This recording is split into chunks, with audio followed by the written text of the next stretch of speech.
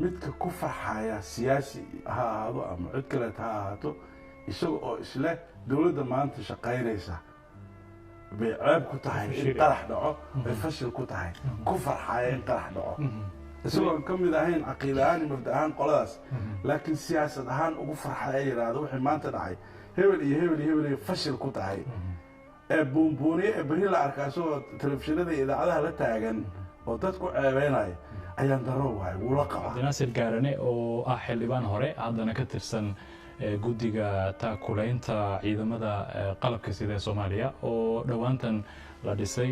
xildhibaan bal marka koowaad waa xildhibaan hore dabcan wasiirka hore ee xanaanada xoolaha wasiir ku-xigeenka uu ahaa bal marka hore dareenkaaga haddaad nala wadaagtid ku wajahan wixii dhacay iyo sida dareen bulshada Soomaaliyeed ay tahay inay u dhaqmaan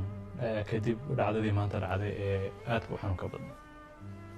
بسم الله الرحمن الرحيم وبه نستعين على امور الدنيا والدين وصلى الله وسلم على نبينا محمد بعد runtii maanta iyo maalmo hore oo sidoo kale wuxuu dhacayeenba waa murugo iyo war ku taalo weeye waa arrin runtii la filayo oo qof kasta oo Soomaali ah oo dalka gudihiisa ku nool goorma ka dul dhacaysa uu leeyahay waayo ma aha cadow shisheeye oo soo duulay oo ciidamada qaranka iyo kuwa qalabka sida ay arkayaan oo la difaacayo oo la isku hortagayo oo la dagaalamayo oo taangiyaal iyo la isku adeegsanaya hub ma aha waa caruurteennii dhallinyaradeenii oo la khalday oo inxiraaf caqadi ah uu ku dhacay oo siyaasadaha iyo ujeedooyinka qarankeennii loo burburiyey ee dalkeena uu u baaba'san yahay mid ka mid ah oo fikir dalal shay ka yimid oo dhallinyaradeena loogu khalday diin oo runtii waa arrin laba murugo weeye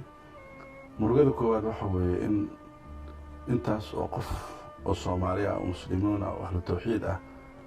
oo abriye ah wax ay galabsadeen aan jirin oo dunyadooda iska dhaqanayay masaajidooda ku jiray hoteeladooda iska joogay dhulkooda iska watay gawaaridooda iska watay qof walbaba shani gaar ah isaga khusay uu ku socday in mar kaliya musiibo lagu sameeyo oo ay ku dhacdo baaba'aan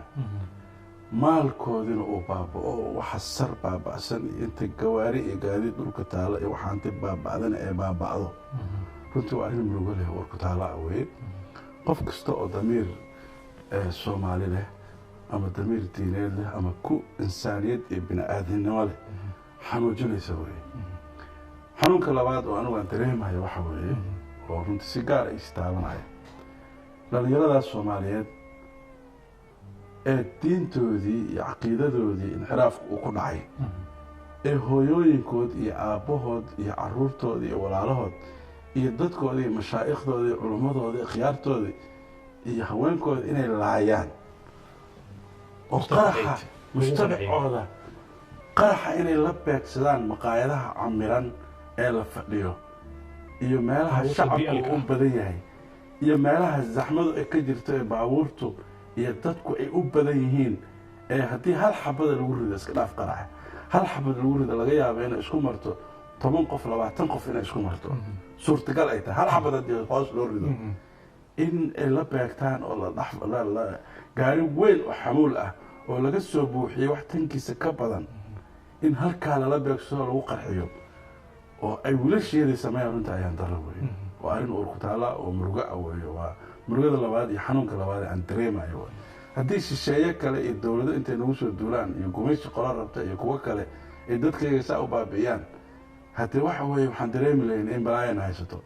laakiin tani runtii waa wax oo maaragtay aad iyo aad xanuun badan u leh weeye marka waxaan leeyahay dadkii ku dhintay runtii waa dad abriye ah waa shuhado waa dad ilaahay subxaanahu watacaala ayagoo wax dembiya cidna aan ka gelin oo danahoodii haysta dhintay waxaa khasaaro qaba midka diin sheeganaya ee caqiido sheeganaya ee kula dhintay meesha midka ka dambeeya ee soo cabeeya baabuurka ee fikirka la qaba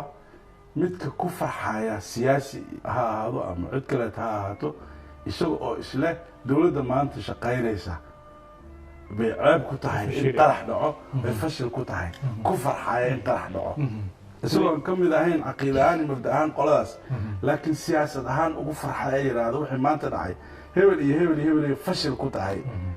ee buunbuuniye ee beri la arkaa isagoo telefishinada iyo idaacadaha la taagan oo dadku ceebeynaya ayaan daro waay wuu la qabaa